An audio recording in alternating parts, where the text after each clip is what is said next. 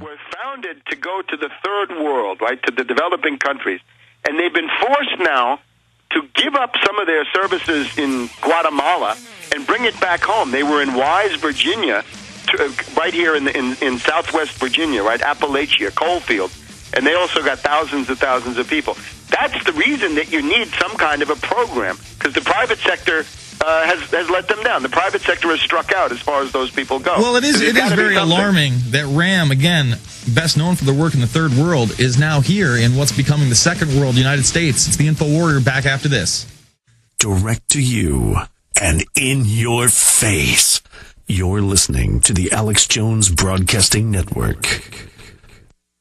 The soul is truer than eternal mentions with just a lifetime to do it in. All right, we are back. InfoWarrior with Jason Bermas, and Webster Tarpley has been gracious enough to hold over for another 20 minutes past this hour. We're going to be taking calls 888-201-2244 or 512-646-1776. The lines are open for Webster Tarpley. Anything you want to ask him about this current administration or overall is on the table. Webster, in this short segment, why don't you just sum up how awful this legislation is and how far you think it's going to go? Do you really think that the two evils being opposed to each other are going to stop this in the Senate? Or do you see some kind of a version of this bill being passed in the Senate and this is just our inevitable future? In other words, I'm dreaming of gridlock. Both of these parties are absolutely bankrupt. They're politically, morally, programmatically bankrupt.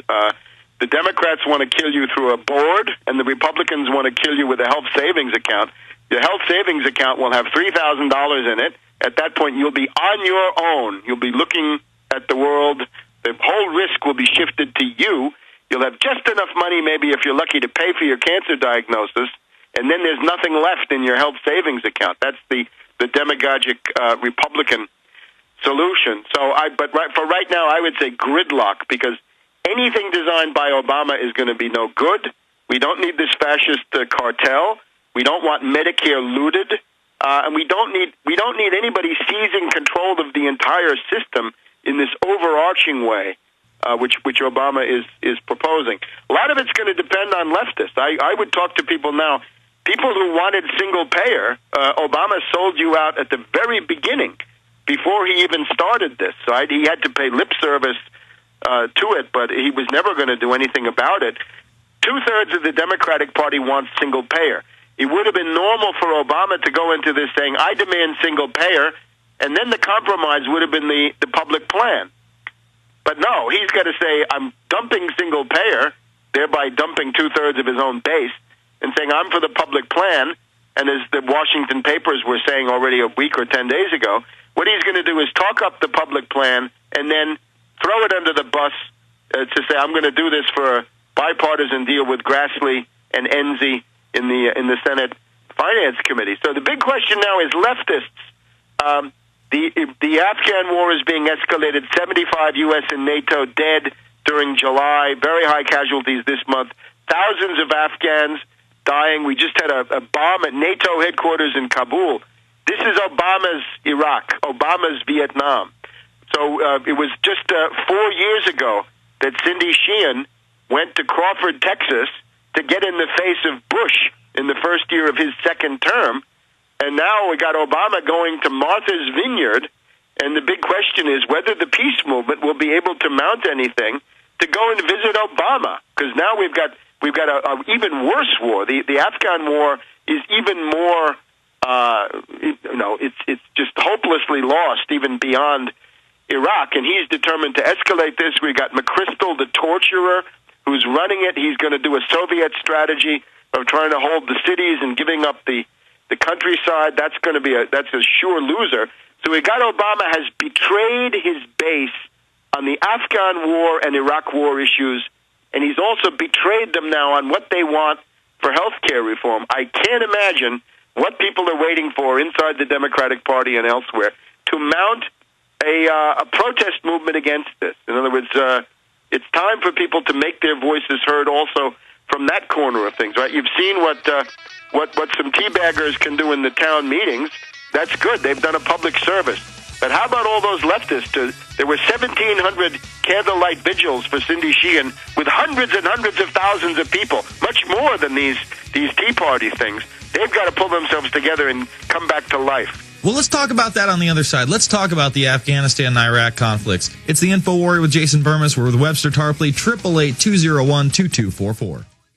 This is Alex Jones. Have you heard of the Millionaire Patriot? Well, you should. He has a free handgun and 5 days of firearms training waiting for you. That's right. You can attend 5 days of world-class gun training at Front Sight Firearms Training Institute and secure a 30-state concealed weapons permit, all for pennies on the dollar. Plus, if you act fast, the Millionaire Patriot will give you a free Springfield Armory XD pistol in the caliber of your choice. I believe now is the time that you and your family need to be armed and trained to levels that exceed law enforcement and military standards. Front Sight provides such training without any boot camp mentality or drill instructor attitudes. This is real. Don't miss out. Secure a Front Sight defensive handgun course, plus a 30-state concealed weapons permit for pennies on the dollar, and get your free handgun. Go to frontsight.com today. That's FRONTSIGHT.com. Go to frontsight.com for your training and free gun.